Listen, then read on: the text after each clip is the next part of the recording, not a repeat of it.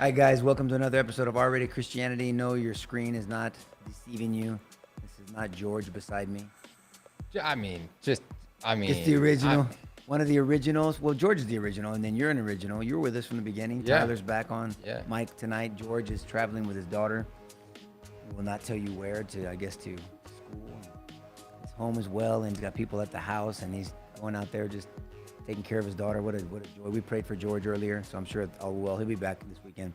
But all that to say is, thank you for showing up tonight. Yeah, and Jeff. Jeff's Hello there. Jeff's consistent. Hello to everyone on Facebook and YouTube and Twitch. Thank you for Send that. your comments, send your questions. Try to keep them on topic.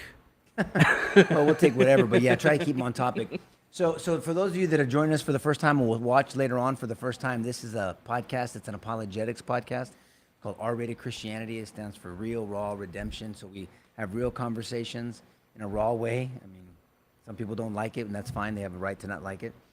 But we hopefully help people critically think themselves to a trust in the authoritativeness of the Bible and the life of Christ that leads them to a redemptive relationship with Jesus Christ, that first century Jew. And apologetics comes from the Greek word apologia, to give an answer, as Paul gave an apologia to the Athenians in Acts, all through Acts, and his 3 missionary trips. And he's defending the Christian ideology. And so it's not ironic, it's appropriate. Tonight, we were thinking of what to talk about tonight. I'm prepping for a big trial at the office with the firm, and it's been a very busy week. The kids started school last week, so this was their first full week. They started last Wednesday, and just a lot going on. And then I was sent this, I think, Jeff, you sent me this video, right? I sent you a Joe Rogan video. Yeah, you sent me the Joe Rogan video, and it's an interesting video. I didn't know this guy's name. His name is Seth Dillon, right? That is Now, I correct. know his organization, Babylon Bee. It's a satire, kind of a joke. Like The Onion. Oh, I don't know what the hell the Onion is. Oh. but it's a satire. They make fun. They bust balls, and they're sarcastic. They're funny. It's funny. That's a fun. funny I've show. seen it. It's Well, I don't know if it's a show. Oh, they well, do like it's- fake articles. Yeah, fake articles, right? But they're sarcastic. They're funny. They're making, they're pretty funny. The ones that have been sent to me, I don't look at them on a regular basis, Yeah. are pretty funny. I The watched funniest one ones are the yeah. church ones where they make fun of the Christians, where it's like make fun of everybody. fog machine broken prevents Holy Spirit from moving, stuff like that. I didn't see that one. That's actually funny. What were you gonna say? I saw the one just recently of the FBI went through the box of items they found at Trump's house in the raid. I didn't see that one. What happened? And they brought out some hilarious things. You should go watch and it. Send it watch to me. it. They- So all that to say is Joe Rogan has Seth Dillon on the show, which, man, that's a big deal, man. I mean, Joe, look, whether you like Joe or not, I don't believe I don't have any evidence that he's given his life to Christ. I would love, if anybody knows Joe Rogan, you give me or George or just me, just give me 3 hours with that guy, and I'll, hopefully make him think a little bit and kind of lead him critically, logically, because he asks good questions to the truth behind that first century Jew that we believe is God incarnate. We know it is, and we hopefully live our lives the best we can as if he is Jesus Christ, and he's God, and he's our Savior, and he's the reason why we have eternity waiting for us. And so Joe asks good questions. I mean, he's bold when he has been bold in the past, and he has this guy Seth Dillon on, and I haven't seen the podcast. He does these 3-hour talks, 2.5, 3-hour talks with people. And he's the top podcaster in the world, right? Nation, world, I don't know what the hell. But he's one of the top podcasters. He's also one of the OGs. He's been doing it since like 2009. He's been doing it original, forever. What is OG? Gangster. Original gangster. Original, okay. See these guys, see these young people jacking me up. So, but he asks good questions. Now, my criticism, I don't think he's ever had anyone on his show that is a really passionate or effective defender of Christianity. I haven't seen it. He has had Jordan Peterson on numerous times, and we know that Jordan Peterson defends biblical ideology and the logic behind it, and he talks about his biblical teachings. And so, I mean, I appreciate Jordan Peterson. I have not seen evidence that he's given his life to Christ, but that's between him and the Lord. Yeah. But I'm glad he's out there doing what he's doing. He's brought a lot of people to read and study the Bible. So, man, good for him. We should give him credit. But he hasn't had a Christian apologist on. But this guy Seth Dillon sounds like he knows what he believes. I mean, I don't know anything about this guy. I didn't know who owned Babylon Bee or who ran it. When you said Seth Dillon, I said, who the hell's that? Yeah. I mean, I texted you back. I said, what the hell's that? Yeah. I think I said, who the F's that? But, and then you said he's the guy that runs or owns Babylon Bee, and then you sent me the clip, and it's a 3-minute clip. And look, we're gonna play it today because we want you to benefit from it. So they're talking about, I don't even know what the hell they talk about the rest of the show. I think they talked about Trump and the raid and all this other political stuff because he makes fun of political shit. But then abortion comes up somehow. Now, I haven't seen the whole show, so I don't know how it came up, but it came up in the beginning of the clip you're going to see. And the reason why we're going to do this is because I think it's a good example of an apologetic defense for life, for being a pro-life advocate. And as a Christian, all followers of Christ should be pro-life. Joe seems to, in this clip, and again, I don't have context of what happened before, but Joe comes across a little aggressive. You know, he's talking about, I'll let it play for itself. And then you'll see that this guy Seth is calm, cool, and collective. He doesn't get rattled. He doesn't seem rattled to me. And I know what rattled looks like. He doesn't seem rattled. He's very deliberate about his answers. Now, from what I understand, these are a combination of clips. It's a longer portion of the podcast, right? Yeah, you'll see little, almost like little blurs where you can tell there's like an edit, because it's like a 12-minute discussion Right. that's down to 3 So minutes. they're bringing it down. But Yeah. so the full discussion on abortion is 12 minutes out of the whatever 3-hour podcast. With little edits. But they bring edits down to 3 minutes in these little micro portions. But I just think it's a wonderful, I think it's a good example, I do, of defending a pro-life position. And it's fascinating to me, because you haven't even seen the whole thing, Right. how Joe responds at the end. And I think it's a wonderful example. Then we'll talk about another guy that's just bold and talks about abortion and some other issues. And that's only 40 seconds. You don't need to do the headphones. So we don't need the headphones? Yeah. So we're going to play for everybody else now? Okay, guys, pay attention. You don't have the right to tell my 14-year-old daughter she has to carry her rapist baby. You understand to that? look that woman in the eye who was the born listen, of a rape. do you understand that? That's a 14-year-old child. I know. If a 14-year-old child gets raped, you say that they have to carry that baby? I don't think two wrongs make a right. I don't think That's murder. not- I don't think that's murder is wrong. an answer to. I don't think murder fixes a rape. What if we're talking about an abortion when the fetus, literally it's like 6 weeks, 4 weeks, 3 days? What if she just turned positive, just now, positive for pregnancy? I just disagree that. What you if it can- just happened that You today? can like draw a line on when. You can't. Like once so life you has can't begun. do I don't at think the you draw very lines. moment. I would lay it out like this. I would say, it is wrong to intentionally kill an innocent human life. Abortion intentionally kills an innocent human life. Therefore, abortion is wrong. And I don't think any of the examples of like, oh well, how developed is it? You know, can it think? Is it conscious? Can it dream? Can it feel pain? So for you, it's the moment of conception. I think that if it's a human life, a distinct human life, then I think it's wrong to end its life. And so you think that even- do you think that once the conception happens, there's some sort of a miraculous event, like at the very moment, like you could literally get to the point where the sperm cracks the egg. If you could scoop that egg out right there, would that be abortion?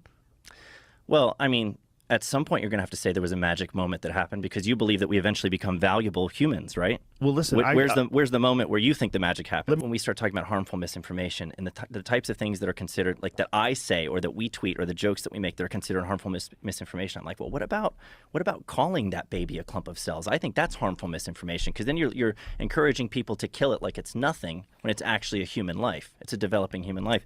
I think abortion is healthcare the way that rape is lovemaking. If we want to use rape as an example, I think they're opposites, and it's like these are euphemisms that we use. You know, we use the word healthcare. We're talking about a procedure that ends an innocent human life, and we're calling it healthcare.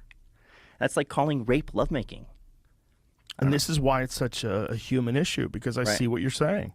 Life is valuable. Like, yes, and people almost were the victims of abortion, and they weren't. They went on to become these amazing people, and we would have lost them. Sometimes it's a failed abortion. Like there's people who've survived like a saline abortion, and they're damaged as a result of it, but they lived, and now they're born.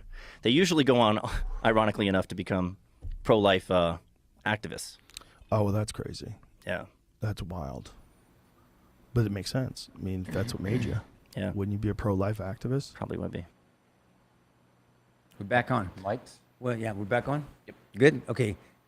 Now you saw it for the Yeah, first time. wow. It was good, Yeah, right? yeah. So look, I was debating whether we should cut it off, but I wanted it's only 3 minutes, and I wanted everyone to get a full context of those clips put together. But I thought that was I hope you can see, I thought I was interested. I thought it was fascinating that Joe at the end, he starts off, you understand you're not going to tell me that, and he's talking about his not 14-year-old daughter having sex, which is another discussion. Does he support his 14-year-old daughter having sex? And if he does or doesn't, why? Again, you always got to go deeper into why you're making your advocacy point. But he says, raped, my 14-year-old the rapist of my 14-year-old daughter, you're going to make her have that baby. You're not going to make her.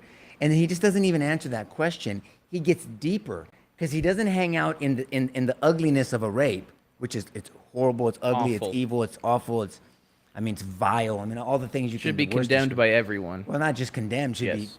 harshly Hated and- prosecuted, yeah. all that stuff. But he takes it back to the value of life, and he says, I think it's wrong to kill innocent life. I mean, he just comes from a presupposition. We all have presuppositions, like our starting point, our assumptions before we make our advocacy. Yep. And he starts from the presupposition of, I think it's wrong to kill innocent life. Notice he said innocent life. That's a biblical position. Abortion is killing innocent life. Therefore, abortion is wrong. I mean, I think that was a logical explanation. And then if you noticed, Joe went from kind of aggression. And he wasn't raw, but he was aggression. At the end, he goes, I see what you're saying. That's why this is such an important discussion, because human life matters. And then he pushed it back and he goes, well, when does the magic happen for you? Because at some point you value life. I mean, and then why? And why at that point? And who made you the decider of that factor, right? So give me your thoughts as someone who just saw this for the first time. I've only seen it three times now, but. Yeah, well, I mean, more important, like I see out in the, just in social media and culture, it's so easy to take a side between pro-life, pro-choice, right? And it seems like if you're pro-life or you're pro-baby or you're like, you're anti, it's not that I don't like, how do I say this here? It's not that I don't like the murdering or the fact that women can't make their decision. It's just that we like the life inside of the womb that much more. And, but I think that's because right now the pop culture idea is that it's just a fetus in the belly, and that's kind of ultimately, it's not about the baby. The argument's about the mom. Right. The argument is about the mom and the woman having the choice. Well, we have to separate the two, and this is where foundational questions and what I would have said if I was there, and I've been in plenty of these discussions, as you guys know, and debates and discussions and talks and podcasts. I went on an atheist podcast. He was very gracious. I remember that. Remember that? I remember that, yeah. It was like a 2 hour. We talked for an hour, Yeah. close to 2 hours. He was very gracious. He saw us. He invited me on. I said yes. I had no idea that he was an atheist at first. We were talking 10 minutes before the show. And he goes, by the way, there's an atheist podcast. I go, okay, fine. He's like, I wanted to let Sounds you good. know. I was like, okay, well, it's not going to change anything. I don't give a shit. I mean, I'm just going to warn you. Is your audience okay with me dropping some F-bombs if we're going to talk? I mean, since it's, I don't do it on here, but he's like, no, man, let's just talk. All right, let's go. It's on YouTube somewhere. I don't know where the hell it's bring at. that up. Well, I think it was interesting. I don't remember it, but so all I'm saying is, and so I've been in these discussions. What I would have talked about from the Christian ideology, the worldview, the way God looks at all of his creation is there's something special about us. We're not animals. We're not trees. We're not anything else. We're human beings. We have the imago Dei in us. That's the image of God. Let us make man, not let's make animals. Let us make man in our image. So God's not bipolar. I mean, there's a triune God, and we've talked about that before, and we'll talk about it again. But and we're image bearers. Now, whether we accept Christ or accept God as our daddy, Romans 8:14, where we call him Abba and we're adopted into his family, we're still all his creation. And so that's why we value life so much. And so, number one, you have to distinguish what we're dealing with. Are we dealing with, what's up, Angel? What, baby? History. Can I help you with history? I can help you with history, yes, my angel. Can you ask Maya to do it right now until I finish? See if Maya can help you first, and then I'll do it. Okay? I love you. See, this is what happens when your wife goes to dinner with friends. I mean, she needed a break, man. Poor Davi. She's with her girlfriends, and they went to dinner. And good. That's good. They're having a great time, I'm sure. No. She needs help with history. This is what I get. So, what was I going to say? Oh, so we have to we have to identify what we're dealing with, and so we can't ignore. No one looks at the position of the baby because the baby can't talk. So it all comes down to what you define, whatever it is inside of a woman's womb. And I think scientifically, George and I have talked about before, when a sperm and an egg come together, something miraculous happens. You want to talk about that magic moment? I would have talked about a zygote. I mean, that's a unique set of DNA. No other DNA matter needs to be added to that. As soon as the sperm and the egg come together, there's a zygote that forms, has its own unique DNA. Fascinating, right? No one ever has had that DNA before, and no one will ever have that DNA. That's the uniqueness of literally a Psalm 139. When you look at the DNA, knitting together. I mean, to me, it's amazing that the language that's used in Scripture and the science actually work beautifully together and merge wonderfully together.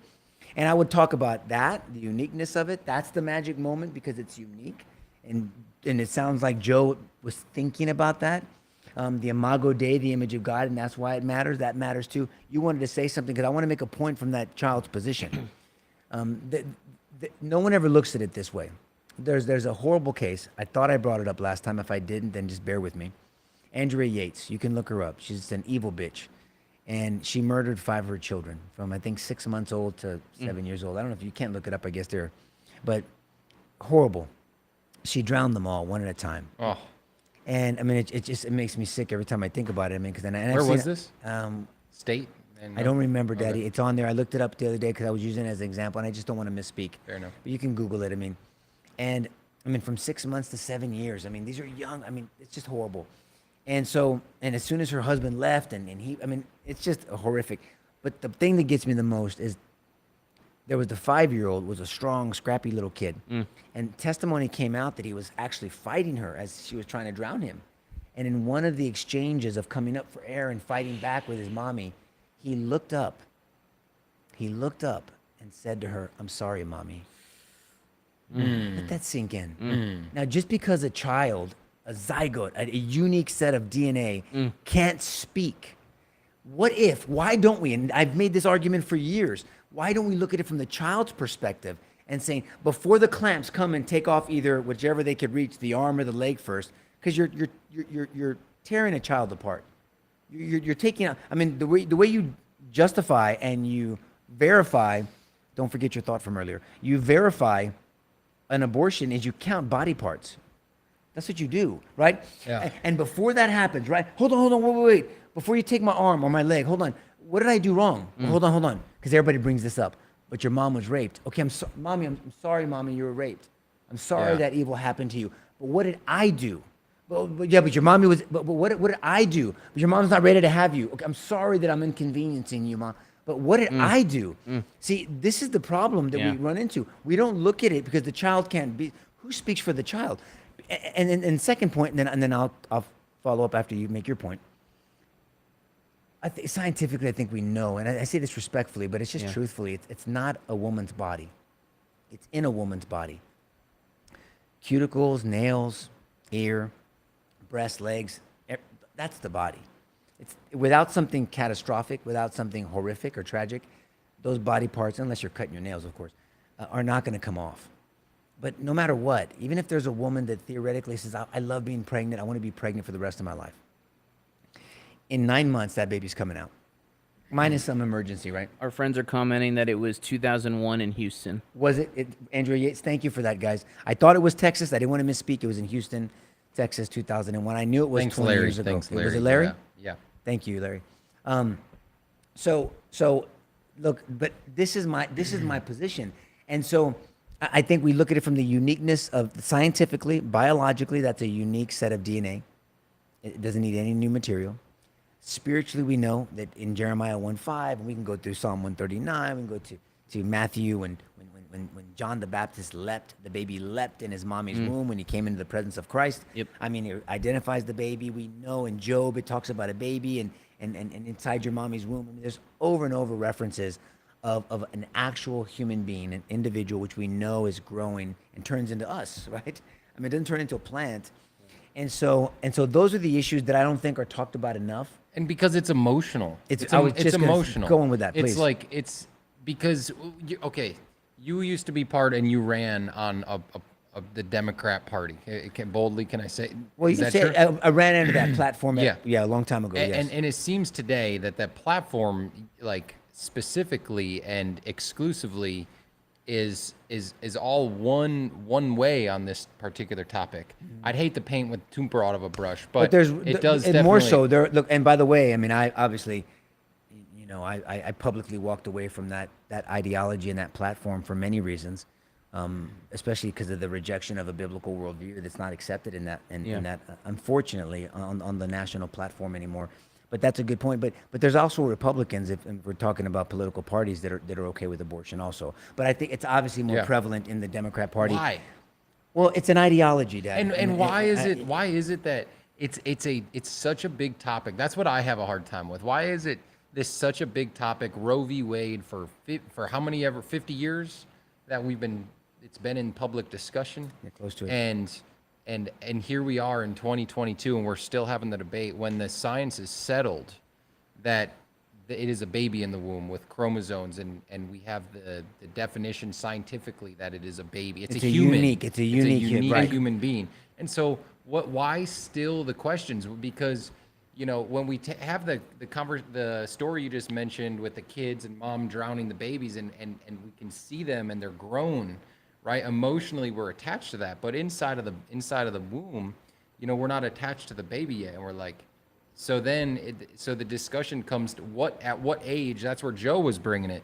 At what age is it okay? 4 weeks, 8 weeks, 10 weeks, 36 weeks to kill the baby? And that's where the discussions around what how do we change that? How do we change the? I mean, can you? Well, I guess you can. I believe that because I think Seth. And don't forget your thoughts, Jeff. I think Seth gives an example now whether. Because Joe doesn't have a hard time taking a stand, but he's reasonable and he wants to follow truth, and he shows that he does. Yeah. He's not afraid to change his mind, by the way. And I just think this is a good example of how you can share your opinion. In my humble opinion, you should be able to back it up with a biblical perspective. You can tie it into science because science and our biblical views don't conflict. I always bring the penal code and the legal side to it, and the way I bring that legal side to it is in Texas and many states, by the way, if you murder a woman that's pregnant, you are charged with capital murder. Mm-hmm. And when I ask that to people, why do you think that's true?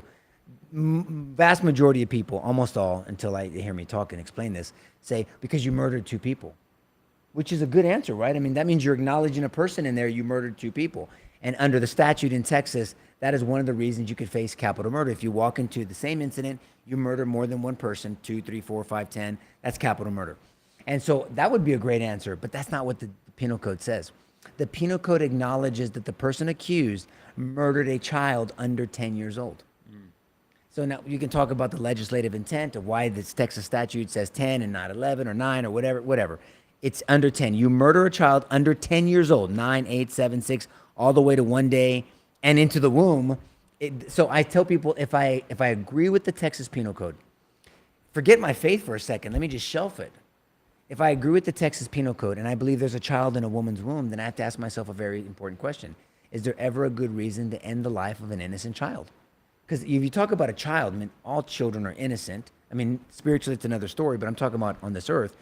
I mean, it doesn't get any more innocent than a child in a mommy's womb. And then you combine that with Proverbs 6:16, that God hates the spilling of innocent blood. I mean, this is where it comes to for me. And so this is the discussion that has to be had. You can't answer this question, are you pro-life or pro-choice, in a soundbite. You can say, I'm very much pro-life, but I'd love to share with you why. And then you have to lead them through that logical next step in attacking and questioning presuppositions, but then sharing your own. And the presupposition is we all have the Imago Dei, that every human being on this earth, regardless of their ideology, ethnicity, gender, and there's only 2 genders, have value to God because they're image bearers. Now, whether they accept Christ as their Savior and they want to be adopted into the family of Christ, which Romans 8:14 talks about, 1 John 3:10. I mean, that's another discussion. But we all have value to God because we're image bearers. We're not like the animals, right? There's something different about us. Humans are exceptional. We are. So how does the Texas Penal Code and the Supreme Court decision Roe v. Wade, how does that supersede the Texas law, right? Well, the Texas for law, the past 50 years. Well, for the past 50 years, the Texas law has said it is capital murder to end the life of a child under 10 years old, and it carves out an exception, except for the mom or a medical professional acting on the mom's behalf. Think about that. Where did that come from? That was human beings playing God and defining what's moral and not moral. Think about that. That's not an inherent right. That's not an inalienable right. We have an inalienable right to defend ourselves, an inalienable right to freedoms, free speech, freedom of religion. We have certain inalienable rights. That's not one of them. I mean, that was superimposed by human beings, and they became the arbiter and they carved out that exception. I mean, this is very emotional to your point for people, and doesn't mean that we're not sympathetic to it.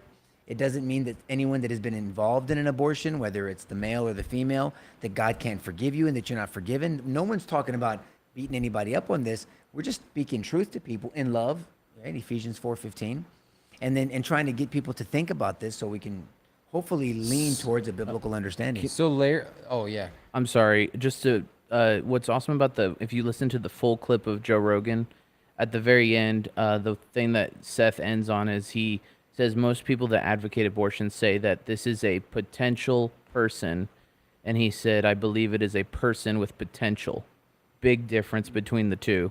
And like you said in the Texas Penal Code, murder of a person under 10, it's not a potential person, it's a person. There's a distinguishment. Yeah, and it actually mentions a child. Yeah.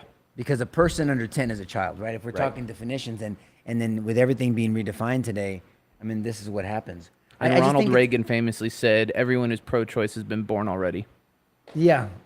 Well, I mean, and then you get the people that, I mean, not all, okay? Let's be really clear, because the second video speaks to this, that a lot of people, I mean, we talk about, everything is race today, right? We talk about ethnicity, and everything's racist, and everyone's talking about that.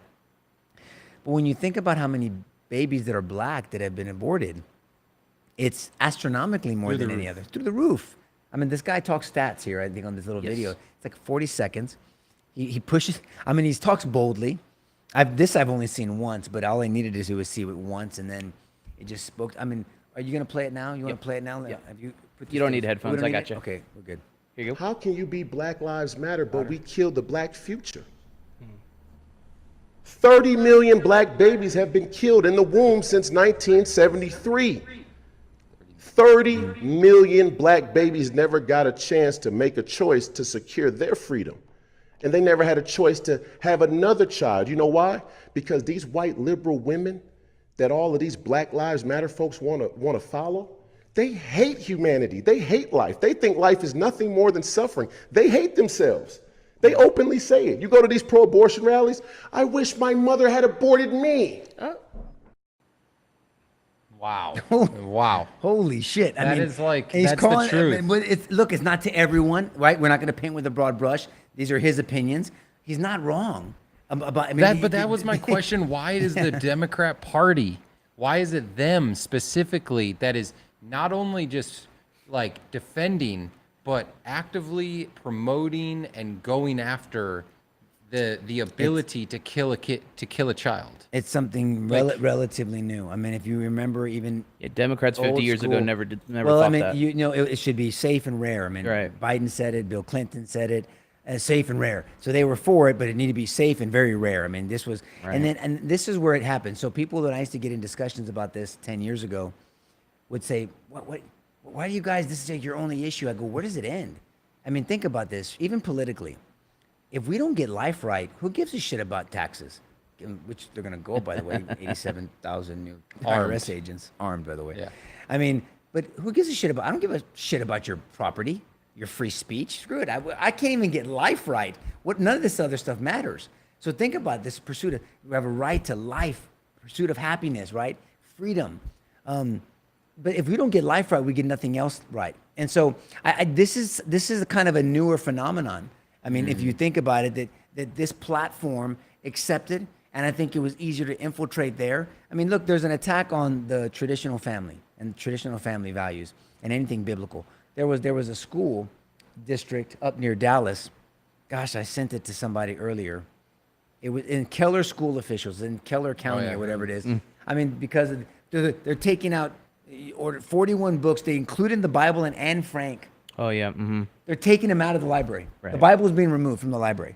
What the heck is up with that? I mean, brother, I'm telling you, because when you talk about the laughing at nuclear us. family, when you talk about moral definitions, the right and wrong, I've said this. You guys have heard me say this. I truly believe we're in a season of Isaiah 5:20. And what did Isaiah warn us? Warn everyone of? Woe to those who call evil good and good evil. That's right. Call light for dark and dark Woe for to light. those. Whoa! I mean, this is a warning. Bitter for sweet. Yes. Sweet. When definitions are flipped on their head. Yes. I mean, women and men. I mean, you know, you have a man that biological man kicking the shit out of women and swimming up in Penn State, and was offered, I think, was nominated for Woman of the Year. Yeah. He's a dude. He's Right. got his junk, his balls and everything in there. I mean, and it looks ridiculous. I mean, I'm not being mean. I'm just being honest.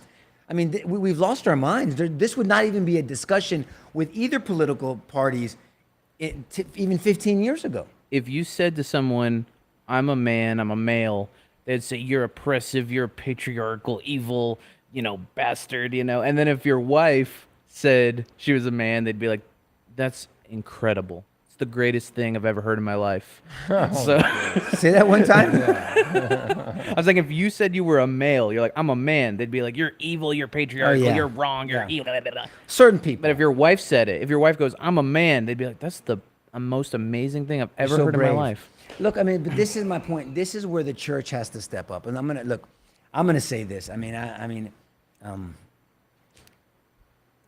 I'm friends with Ed Newton. I don't go to CBC, but I'm friends with Ed Newton. I've been friends with him for years, and he's a dear friend. I'm sincere. He's genuine.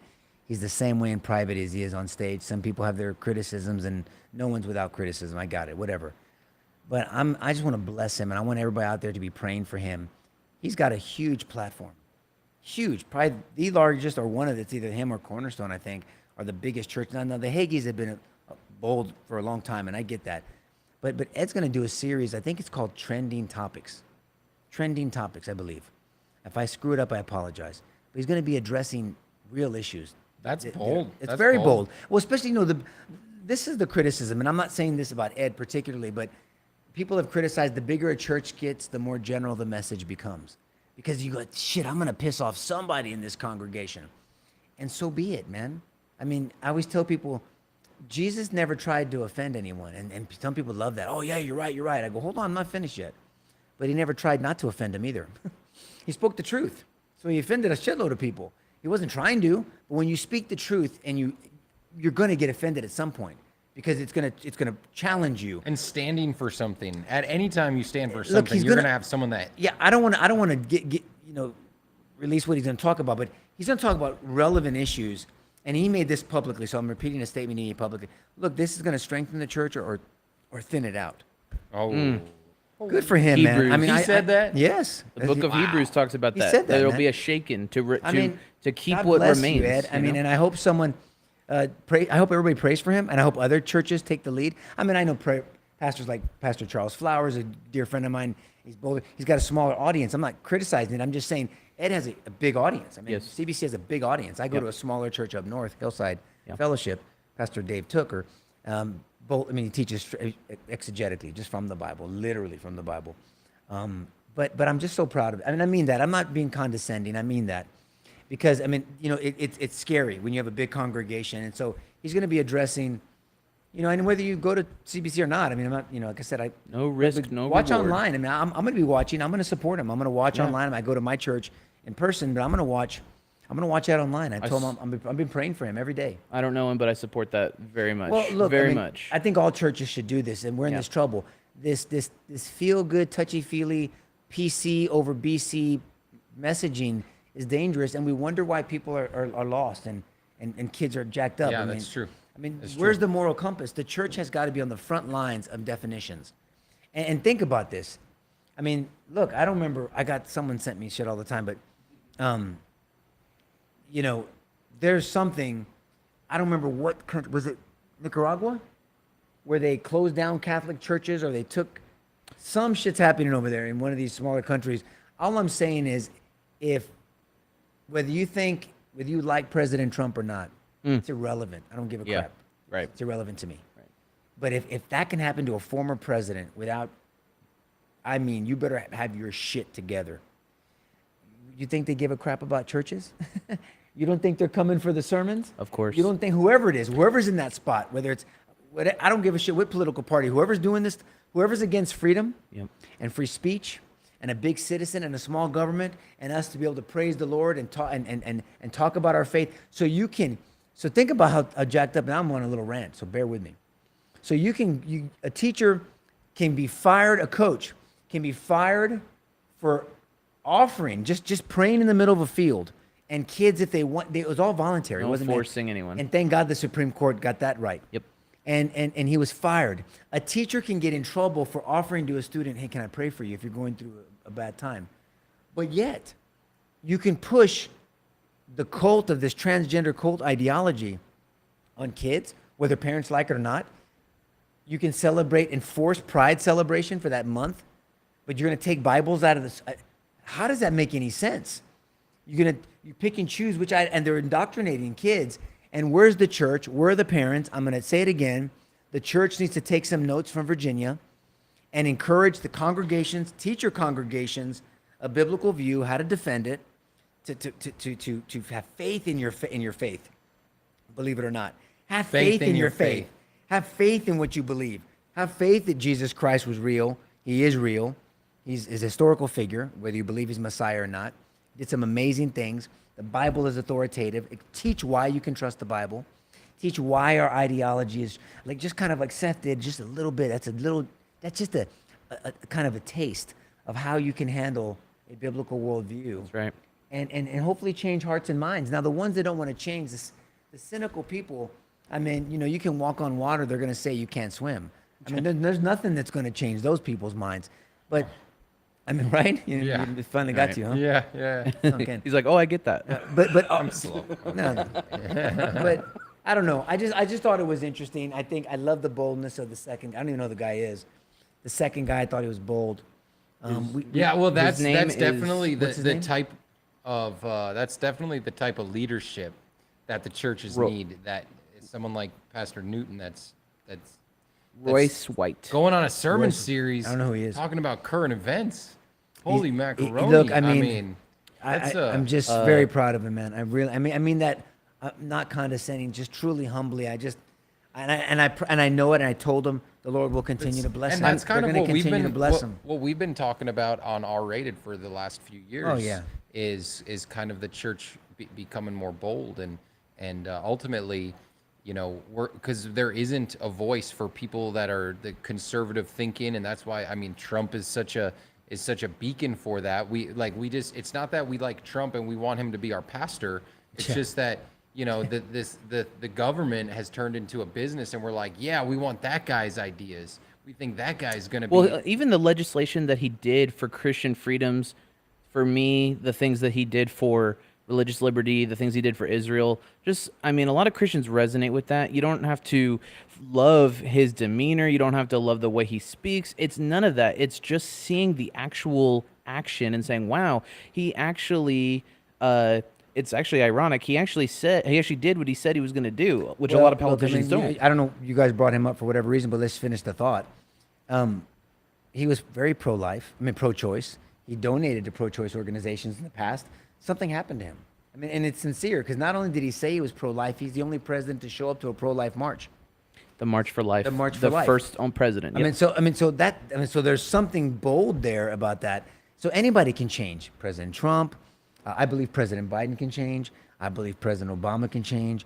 I believe anybody can change. If we believe that Nineveh changed. Yeah. If we believe that God can change hearts and minds and people can repent, that King David can change, the guy that committed murder to cover up adultery. Mm-hmm.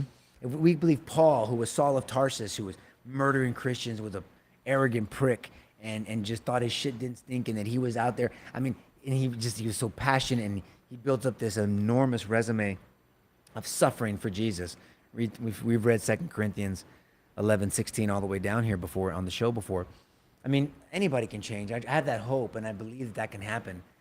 But I think we need a reason. We need to meet people in their minds. George and I have had a passion for years. The men's Bible study for almost 13 years now. We've been doing the apologetics teaching, the podcast for 3 years. We just believe that. And how long is the Bible study? 10, When- 11? How long has the men's group been going on?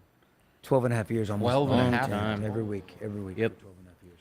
And so all I'm saying is you can't live out a life that you're not persuaded by. Ideas have consequences, and not all ideas are the same. Some ideas really suck. A lot of ideas suck. That's right. I believe the ideas of heaven, God's ideas, the ideas that are in the Bible are authoritative, and they're good ideas.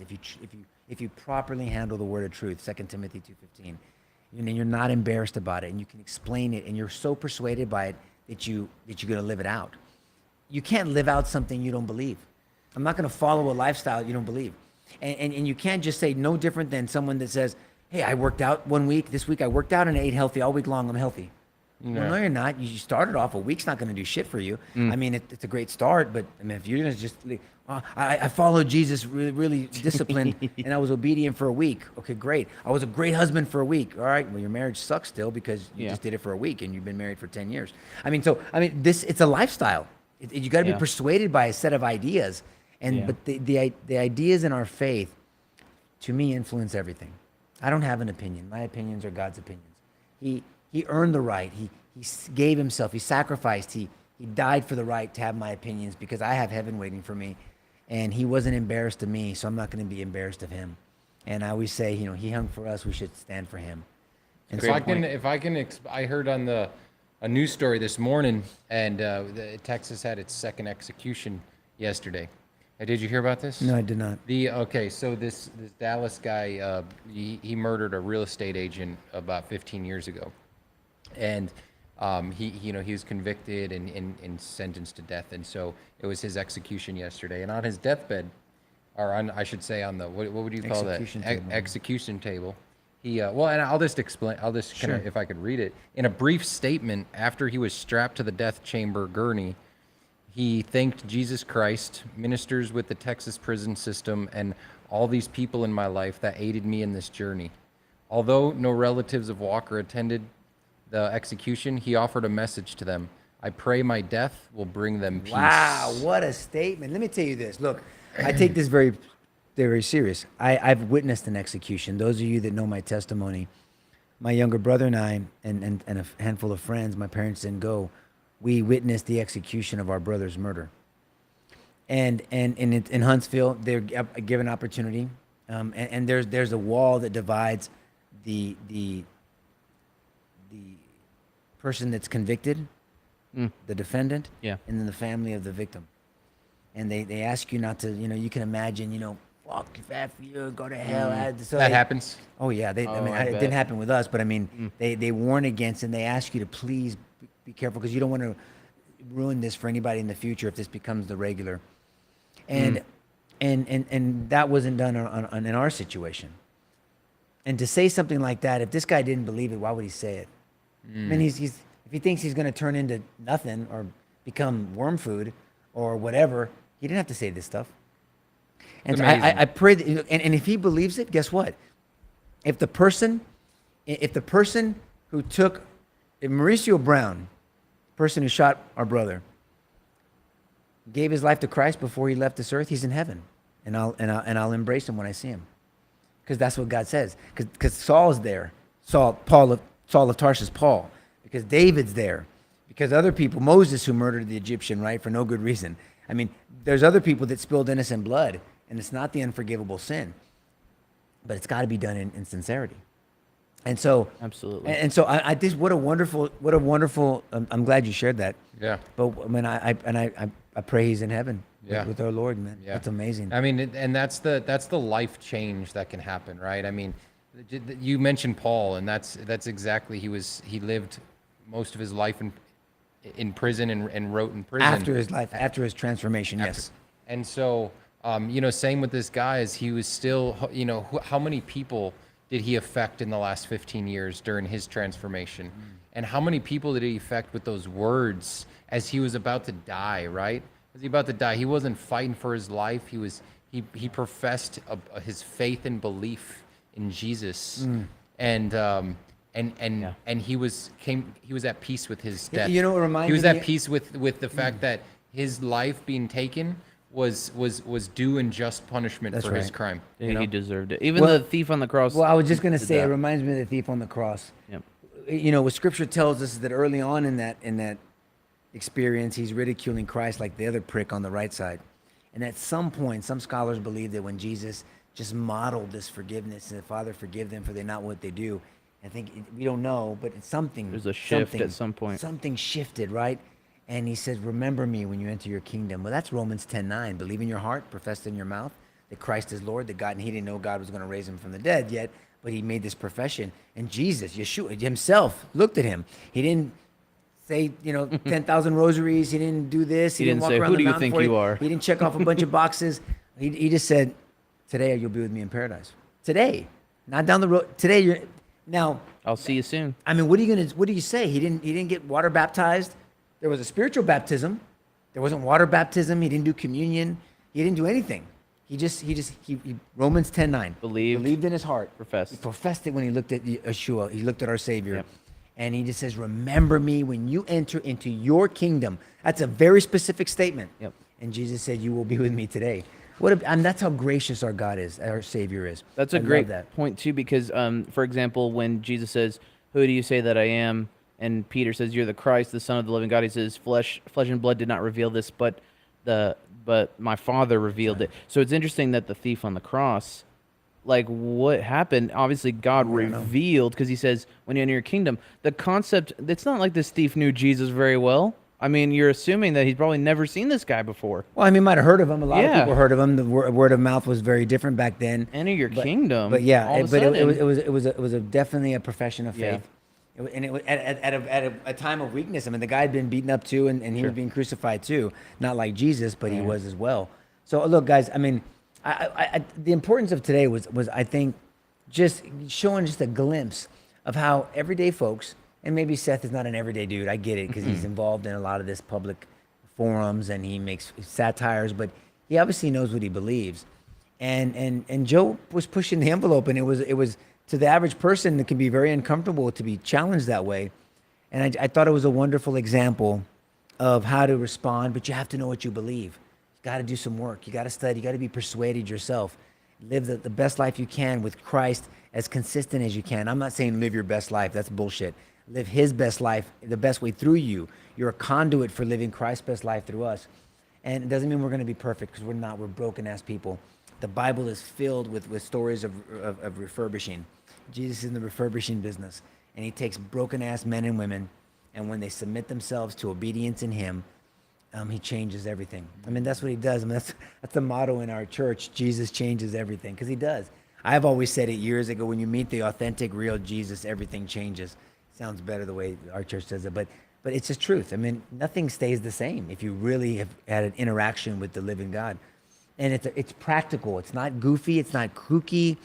I mean, you can be raw about it. I mean, so get me on with Joe Rogan or Bill Maher. I'd love either one of those interviews. I'm gonna go back and watch that. I'm gonna watch the full Russ. thing. With that segment- Russell Brand, I like that guy too. He's kind of a freedom dude. The British guy? That British comedian guy? Yeah. I've seen He some used to be a videos. hardcore atheist. He used to be a hardcore But atheist. I don't know what he is. He's slowly But trying he's to a freedom guy. entertaining, He yeah. believes in freedom and free speech. Right. And And that's what's most important today.